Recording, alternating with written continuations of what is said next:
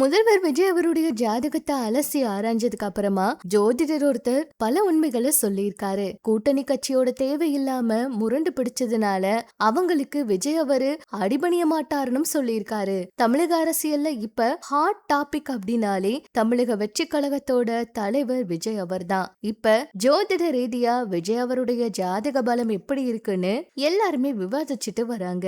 இந்நிலையில பிரபல ஜோதிடர் ஒரு உண்மையை சொல்லியிருக்காரு. அதுல விஜய் அவருடைய அரசியல் எதிர்காலம் மற்றும் அவரோட ஜாதக அமைப்பு குறித்து பல்வேறு அதிரடியான கணிப்பை சொல்லியிருக்காரு. விஜய் அவருடைய ஜாதகத்தை ஆழமா அலசி ஆராய்ஞ்சிருக்காராம். அப்ப கிரகங்களோட சாதகமான சூழல் தொடங்கி இருக்கிறதா. விஜய் அவருக்கு இப்ப நீச்சபங்க ராஜயோகம் அற்புதமா அமைஞ்சிருக்காம். கடகராசி பூச நட்சத்திரத்துல பிறந்த அவருக்கு ஆட்டி படுத்த அஷ்டம சனி 8ஆம் இடத்துக்கு சனி இப்ப முழுமையா வழங்கி, இதனால இனிவர காலங்கள்ல அவரோட உண்மையான அரசியல் ஆட்டம் ஆரம்பமாகுமா. வர காலங்கள்ல தமிழக அரசியல் களம் ரொம்ப விறுவிறுப்பா மாறும்னும், குறிப்பா விஜய் அவருக்கு உதயநிதி ஸ்டாலின் அவருக்கும் நல்ல போட்டி இருக்கும்னும், நேரடியான போட்டி நிலவும்னும் சொல்லியிருக்கார். விஜய் அவருடைய குணாதிசயங்கள் மற்றும் கூட்டணி கட்சிகள் கையாளும் விதம் குறித்து பேசின அவரு, விஜய் அவரு ஒருபோதும் மற்றவர்களோட பிடிவாதத்துக்கு வளைஞ்சு கொடுக்க மாட்டாரு. துணிச்சலான முடிவு, கூட்டணி கட்சிகளோட தேவையில்லாம முரண் பிடிச்சாலோ தவறான அரசியல் அழுத்தங்களை கொடுத்தாலோ அதுக்கெல்லாம் அடிபணிகிற ஆள் கிடையாது. அவர் ஆட்சி போனா பரவாயில்ல, நான் எதிர்கட்சியாவே இருந்துக்கிறேன்னு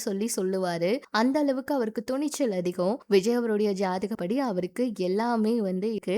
எதையுமே அவர் அவ்வளவு எளிதா எல்லைக்குள்ள அனுமதிக்க மாட்டார் அப்படின்னு அவரோட உறுதியான அரசியல் நிலைப்பாட்டை விளக்கியிருக்கார். நிர்வாகத்திறனை பொறுத்த வரைக்கும் விஜய் அவருடைய அதிகாரிகள் தலையீடு இல்லாம நேரடியா முடிவை எடுப்பாராம். யாரையும் நீங்க முடிவெடுங்க அப்படின்லாம் சொல்ல மாட்டாராம். அவரே நேரடியா முடிவெடுக்கிறதா தகவல்கள் வெளியாகிருக்கு. அதே போல எப்பவும் அவருக்கு என்ன விஷயங்கள் தோணுதோ அதுதான் அவரு செய்வாருனும், விஜய் அவருடைய அரசியல் இனி வேற மாதிரி இருக்கணும், அவரை சுத்தி வந்த கெட்ட விஷயங்கள் தேவையில்லாத வதந்திகள் எல்லாம் விலகிறதுக்கான நேரம்னு சொல்லியிருக்காரு.